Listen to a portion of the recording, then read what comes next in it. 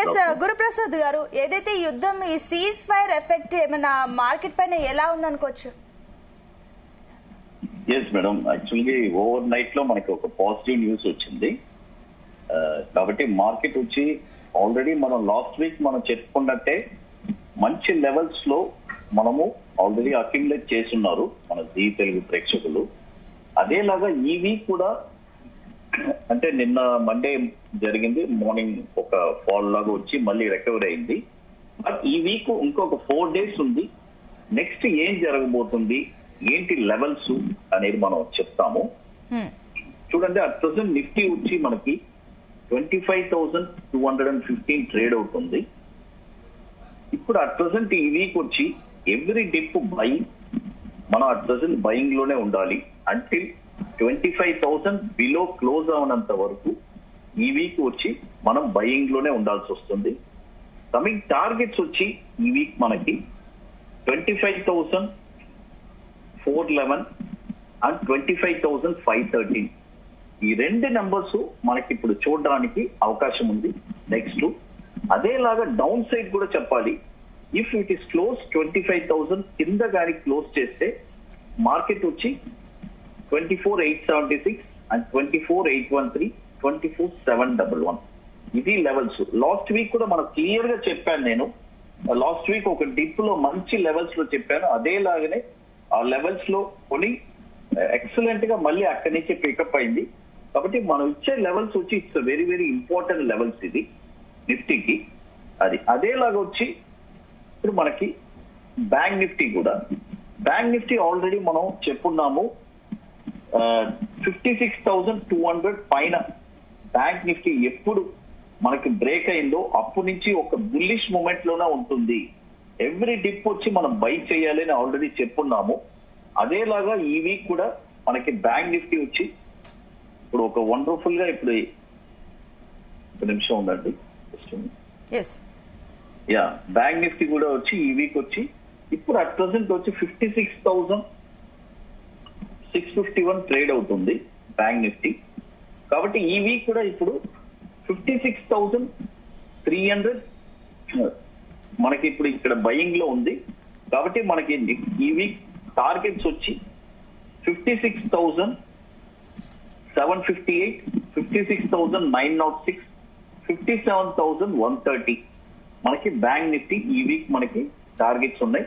అదేలాగా down side కూడా 56,000 below close అయితేనే మన డౌన్ సైడ్ అనేది చూస్తాము.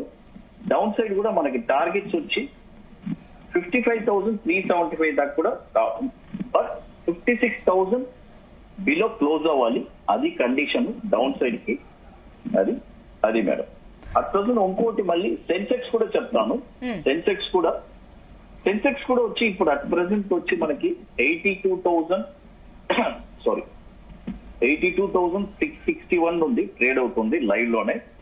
కాబట్టి మనకి ఇప్పుడు పాజిటివ్ లో ఉన్నాము. చెప్పండి మేడం. చెప్పండి. గురుప్రసాద్ గారు, అండ్ ఇంకొకటి ఏంటంటే కూడా ఇప్పుడు ట్రంప్ ప్రకటన ఏదైతే ఉందో దీని వల్ల మార్కెట్ పైన ఏమైనా ఎఫెక్ట్, ఇది టెంపరీగానా లేదంటే పర్మనెంట్ గా ఇది ఉంటుంది అనుకోవచ్చా? లేదు మేడం, అట్ ప్రెసెంట్ వచ్చి మనకి ఇది ఒక పాజిటివ్ గానే ఉంది.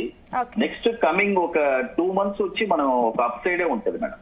ఓకే, అంటే ఇప్పుడు గురుప్రసాద్ గారు ఏమన్నా స్టాక్స్ లో ఇప్పుడు ప్రెసెంట్ బ్రేక్అవుట్ స్టేజ్ లో ఏమైనా ఉన్నాయా?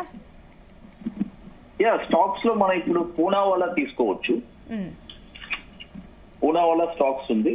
అది ఒక వండర్ఫుల్ గా మనకి ఒక అప్ సైడ్ వచ్చి టార్గెట్ వచ్చి 511 దాకా కూడా వెళ్ళడానికి అవకాశం ఉంది. 467, 511 అండ్ 581. అంటే షార్ట్ టర్మ్ లో నేను చెప్పేది ఒక 30 to 40 days లో మనకి ఒక మంచి అప్ సైడ్ టార్గెట్ ఉంది. అదేలాగా టెక్ మహేంద్ర కూడా మనకి 1825, 1985, 2239 దాకా కూడా మనకి వెళ్ళడానికి అవకాశం ఉంది. మళ్ళీ ఇప్పుడు సెన్సెక్స్ గురించి చెప్తాను. ఈ వీక్ టార్గెట్స్ చెప్పండి. సెన్సెక్స్ వచ్చి మనకి ఈ వీక్ వచ్చి అట్ ప్రెసెంట్ వచ్చి 83,216 వెళ్ళడానికి అవకాశం ఉంది. అదేలాగా 83,432, 83,782 దాకా Sensex.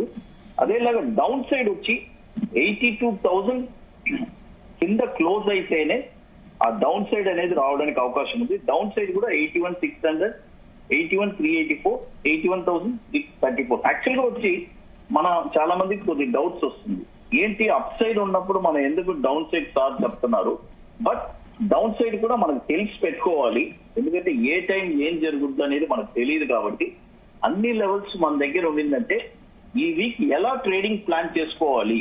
But end of the day overall గా చెప్తున్నాను, ఈ ట్రేడింగ్ ప్లాన్ అట్ ప్రెసెంట్ వచ్చి ఎవ్రీ డిప్ వచ్చి బయింగ్ లోనే ఉంది.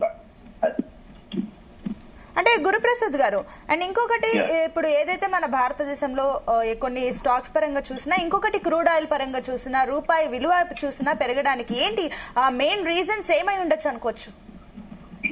ఖచ్చితంగా ఈ వార్ ఎఫెక్ట్ ఏనండి. ఇప్పుడు క్రూడ్ ఆయిల్ వచ్చి ఓవరాల్ గా ఇప్పుడు రీసెంట్ గా మనకి ఒక బాటమ్ అవుట్ అయింది. దాదాపు 4,700 నుంచి మనకి 6,500 వెళ్ళింది. అంటే ఆల్మోస్ట్ 2,000 పాయింట్స్ క్రూడ్ ఆయిల్ పెరిగింది. కాబట్టి ఇప్పుడు యుద్ధం వచ్చి కొద్దిగా మనకి తట్టు సూచనలు మనకు వచ్చింది. కాబట్టి మళ్ళీ అట్ ప్రెసెంట్ వచ్చి క్రూడ్ ఆయిల్ నార్మల్ లెవెల్స్ కి వచ్చి ఉన్నాయి. అది మీరు కావాలంటే చూసారంటే గత 2 నెలల నుంచి అంటే 40 days నుంచి కొన్ని ఈ ఇన్సిడెంట్స్ కోసమే మార్కెట్ వచ్చి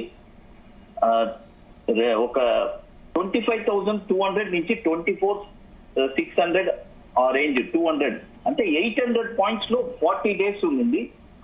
ఇప్పుడు వచ్చి ఒక బ్రేక్అవుట్ జరిగి ఉంది.